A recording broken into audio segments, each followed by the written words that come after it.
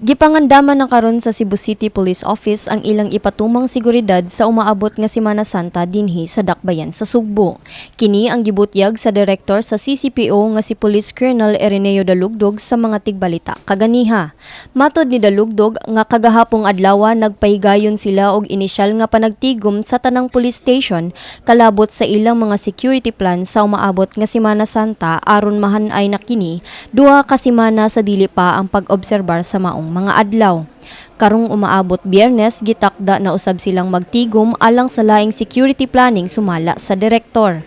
Lakip sa ila unyang hisgutan ug tutukan mao ang mga kalihukan sa mga simbahan ug mga lugar nga sagad duawon sa katawhan nga buot mamalandong sa umaabot Semana Santa. Gibutyag ni Dalugdog nga gawas sa mga buot mo bakasyon sa ubang lugar, aduna usay daghang moabot sa Dakbayan sa Sugbo nga dinhi na moobserbar sa ilang Semana Santa, hinungdan nga angayan gayud nga ilang pahugtan ng ilang seguridad. Aalamin namin kung ano yung mga security deployment plan nila. Nagkakaroon kami ng mga inventory ng mga churches para doon sa possible deployment ng mga personnel kung ilang beses magkakaroon ng activity ang isang simbahan. At the same time, yung mga natin, mga vital installation, hindi pa rin natin inaano, no? Kasi alam natin na maraming mga tao na darating dito. Yung iba, galing sa ibang bayan, papasok dito sa Cebu City. Yung iba naman from Cebu City, pupunta doon sa ibang kanya-kanyang lugar.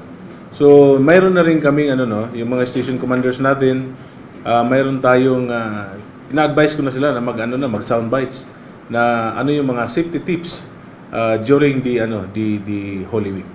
Samtang gibutyag ni Dalugdog nga iya na usab karon nga gimanduan ang matag police station sa CCPO nga monitoron ang ilang mga beat patroller kun ugaling wala ba kini magligoy-ligoy sa ilang trabaho.